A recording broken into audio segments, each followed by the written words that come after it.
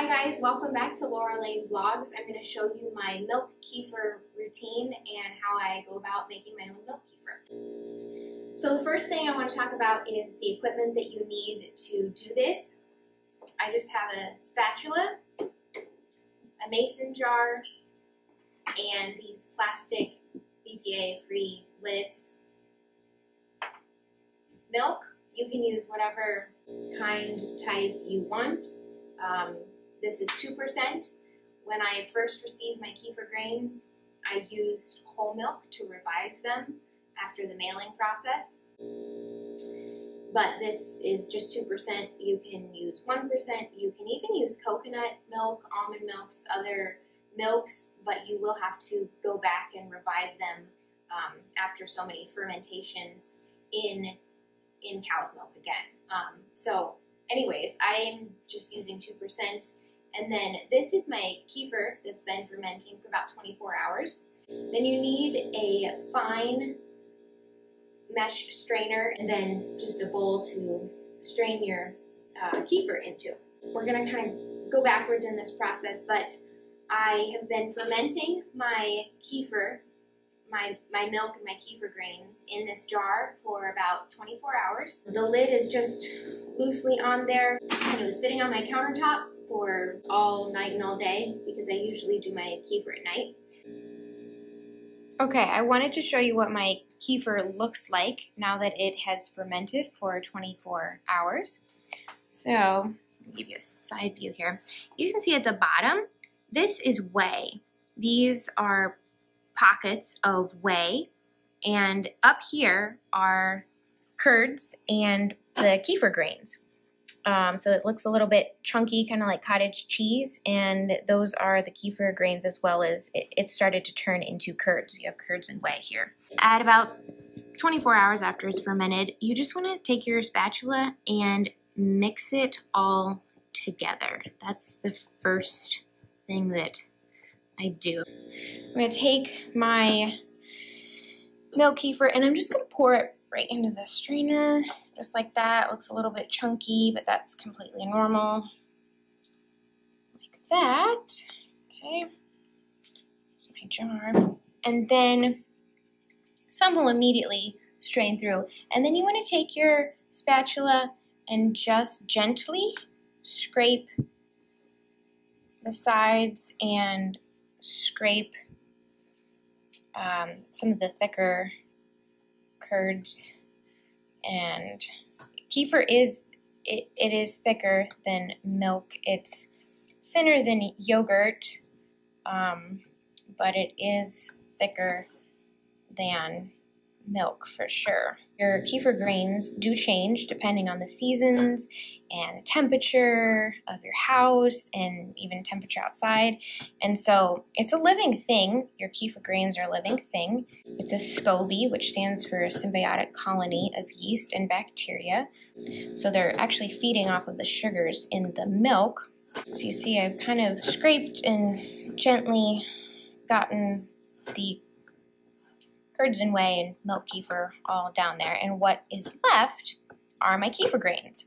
They are rubbery, and you don't want to push them hard. I'm not scraping them hard, just trying to get any last little bits of milk kefir off. I mean, there's still some on there, but so I'm left with about a tablespoon or so of kefir grains, and I have got all of my lovely milk kefir down below here. So next step is I'm going to take these grains, and they grow. They continue to multiply and grow. So you will need to start discarding your grains, give them to a friend, or otherwise discard them, and or you'll have to increase the ratio of your kefir grains to your milk. So this is probably actually a little bit much for the amount of milk kefir that I want to make, so I'm going to not even take this whole amount. I took about half of the amount of the grains, the kefir grains that were in my strainer, and I put half in here, so maybe a teaspoon and a half worth of kefir grains, just because my grains are active and they are strong, and I only want to put about a cup of milk, me personally, in this new batch, because I'm not making a whole lot at a time. So I'm just going to fill the milk up to the 1 cup mark, and I have, like I said, maybe a teaspoon, maybe a teaspoon and a half of grains, kefir grains in here. And then these I will share with a friend, or you can just throw them away or otherwise discard them.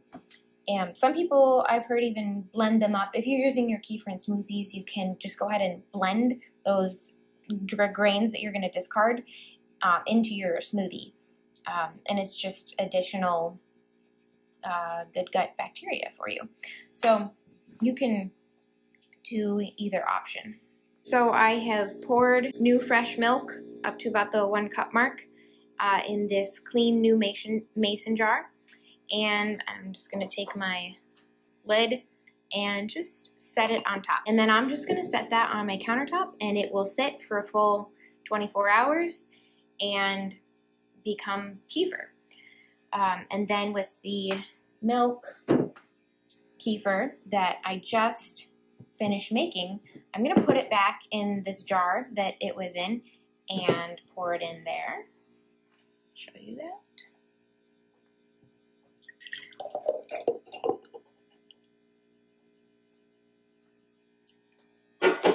And then pop this on, and then I will stick this in the refrigerator. It will continue to thicken up a little bit, and then I can add this to smoothies, or you can bake with it. You can use it as a substitute for buttermilk or even just regular milk, basically any liquid that a recipe calls for. You might experiment a little bit with how it affects the taste. Kefir does have more of a tang to it than regular milk. That's how I use mine. I use it in baking. I use it in smoothies. I also make cheese with it, cream cheese, cheese spreads, and I'll have a video about that as well. So, but this is my milk kefir, and it's going in the fridge. Oh, happy kefiring. If that was helpful to you, just hit the like button and feel free to like and subscribe. If you have any questions about kefir, how to make kefir, what to do with kefir, what your favorite thing about kefir is, how you use it, if you have ideas, if you've already been doing this for a long time or any length of time, let me know. Leave me a comment and tell me something about kefir.